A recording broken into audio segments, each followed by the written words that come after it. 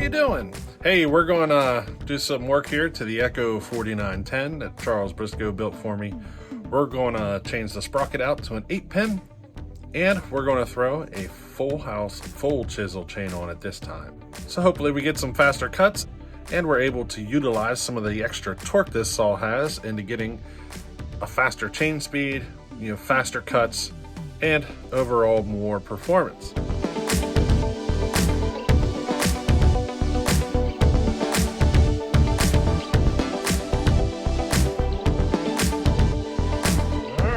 Here's the Echo 4910. We're going to do a couple of quick things here and try to get a little bit more out of this thing. Just a little bit. So let's see what we get into. Well, failing spikes are gone. I took them off. I don't need anything snagging in the wood during a cut to slow it down. So we're going to rely entirely on the chain to pull the saw through the wood. Entirely. This is going to require a perfectly sharpened chain. All right, I got her converted. 325, 8-pin, full chisel. We'll give it a run straight out of the box. What do you say? Before we make any chain adjustments, we'll see how she does straight out of the box.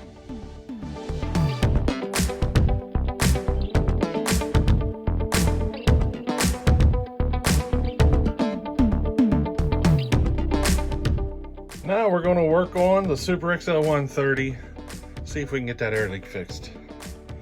Hopefully I can find it. I'm certain I will, but let's see what's going on in there. I'm pretty certain it's behind here. Let's figure it out. Now I'm also going to eliminate the chain brake. I noticed it was hitting the wood in the cut, so I'm just going to eliminate it. I don't need anything getting in the way of the cut. Now you can also notice there's no felling spikes on this saw. I'm not going to run them. I don't need anything getting in the way. Whatever I butt the wood up against here, I want a nice smooth surface that I can just push straight down through the cut and not worry about the spikes slowing me down. Now I thought about modifying this muffler, but it was performing so well that I think I might just leave it. If anything, I need to cut a little bit off the bottom because it's hitting the ground. You can see whenever I put it up here, she hits the ground. So I'm going to shave a little bit off, maybe even at an angle to solve that problem. Now I just popped the spark plug out, and you can see she looks like she's running rich, but that air leak is pretty substantial, so I have a feeling that might be causing some of this issue here. We'll check it again after we fix the air leak and see if she starts changing colors the way it should be. Because right now I don't feel like the saw is running rich, but I think the air leak might be causing this coloration.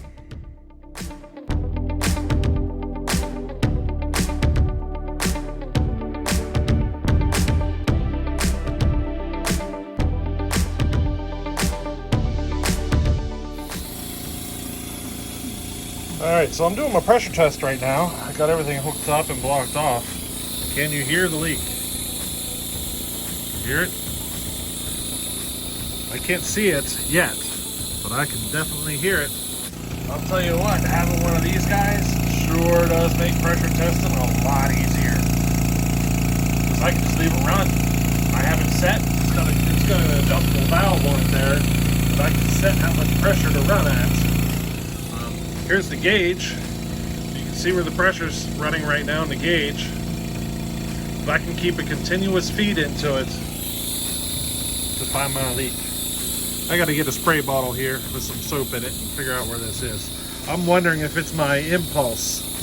I wonder if my impulse is leaking. So we're gonna find out here soon enough. On a side note, if you have one of these stack mufflers lying around, I'll tell you, they work really good for sealing up the exhaust doing pressure testing. They're nice and thick, they don't flex, and they really seal up nice and tight for doing pressure tests. Real simple. Yep, I found some bubbles. That would be the seal where the reed cage seals to the intake. I glued it but apparently I didn't glue it well enough. I must have missed a spot or something. It's just a pinhole leak, so I'm going to leave it for now. I will look at fixing that in the future. It's just a pinhole, so I'm not so worried right now. I just want to get through Solfest.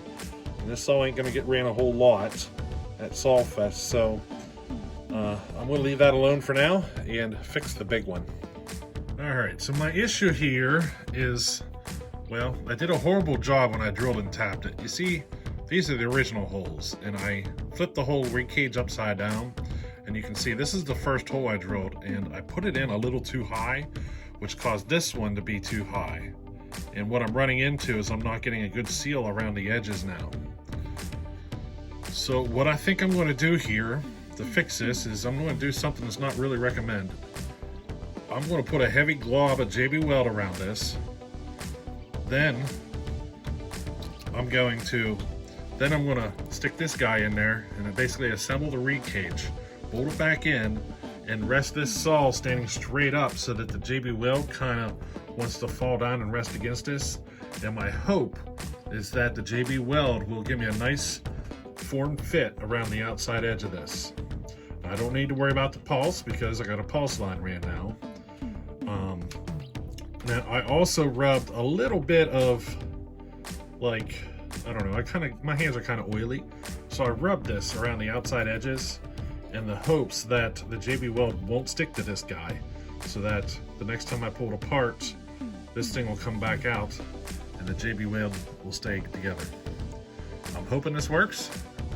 Probably won't, but we're gonna give it a try. Otherwise I gotta change out the whole bottom half of this engine, you know what I mean? And I don't want to do that. So we're gonna see if we can get a JB Weld fix on this. Alright, the whole thing's installed. I got the whole thing standing straight up and down. Hopefully till tomorrow she settles and dries and I get lucky. Till tomorrow, let's see what happens.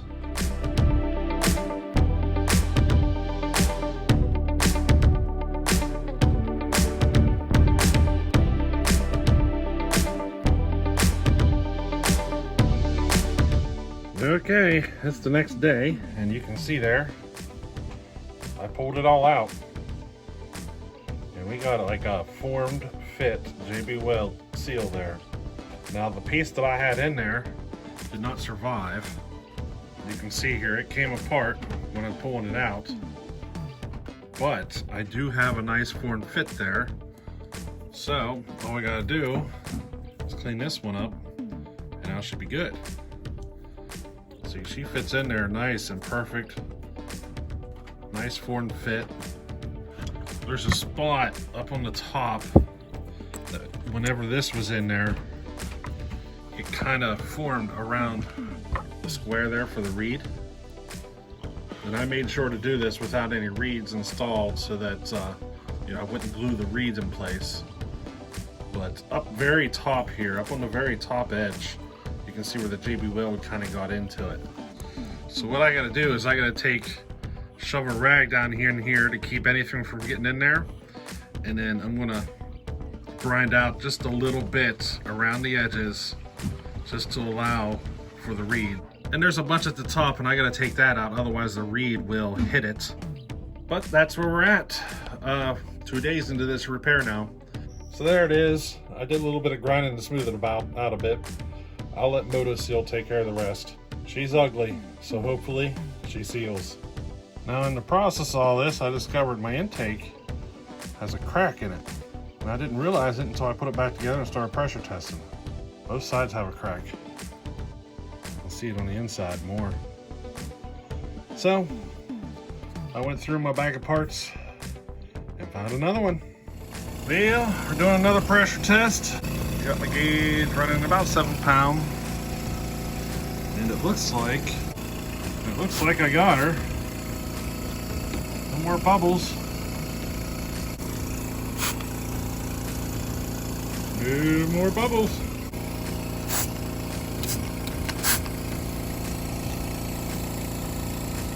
I don't see any more bubbles. Nothing.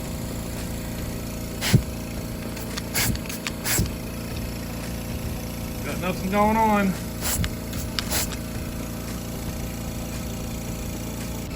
I do have a small air leak down here yet though.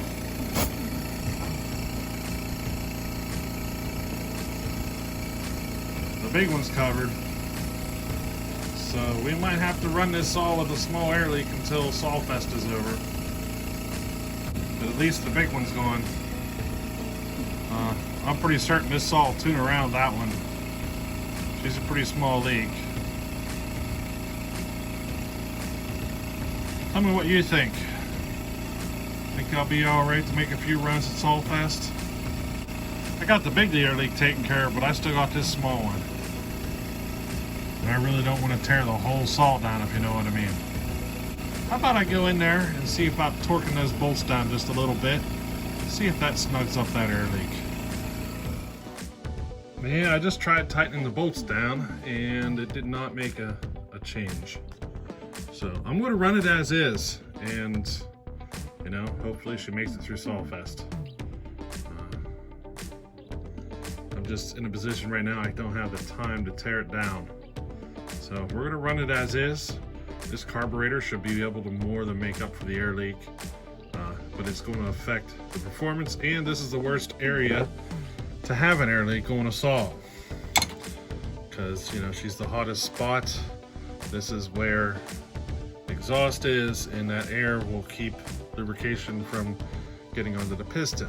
So yeah, she's the worst spot, and we're gonna run it anyway. Definitely don't recommend this, but due to, you know, time concerns here with some work that I got here to do, I'm probably not gonna have time to deal with it.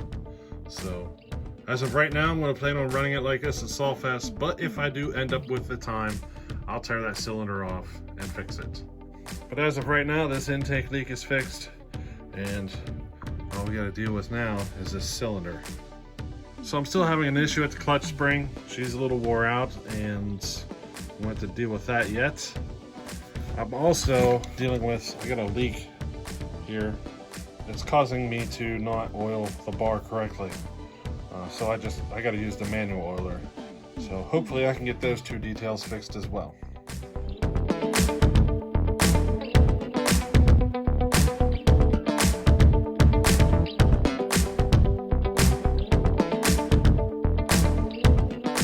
Well, that's as far as I'm making it on this video. As you can see, we still got more work to do, but you know, the worst of it is done. We'll keep working at it, but I thought I'd show you some of this stuff because, you know, whenever I'm working on these old saws, you might wonder why it takes me so long to get them done, and you're starting to see it. All sorts of tiny little issues that pop up, you know, 40 years worth of use, and I'm just working out the bugs, you know, getting the little tiniest details taken care of until she's a perfect running saw. That's what I do, you know, I run them, I find a small issue and I fix it. I run it, I find another small issue and I fix it. And I just keep that process until everything is taken care of. It's one of the reasons it takes me forever to work on these old saws. So we're starting with the big ones, and we're just gonna start working our way down through the process. We still have a big issue to take care of, which is an air leak. It's at the cylinder base, and you know, whenever I go to fix that, and all this work I did to the intake to fix this air leak, I'm gonna have to pull all that back apart in order to do that cylinder. That's why I'm so hesitant on pulling this thing apart. I might just have to run it, keep it in my collection, because some of these fixes I did, it's one of those things that's, I don't know if I can tear it back down and get it back together. She might be permanently stuck in this position. You know what I mean? That's what happens when you JB weld in these kind of situations. Now this saw is kind of beat up, you know, it's got all sorts of little issues, and it's been a troublemaker from day one. This saw has. It's just been one issue after another. It's definitely one saw that I'm probably not going to be able to let go. You know, I won't be able to send it off to somebody else. I'll just have to hang on to it. It just got too many issues, you know, too many things to deal with. Which is one of the reasons I'm not afraid to modify the snot habit. So anyway, we'll let you go at that and catch you on the next one. Later.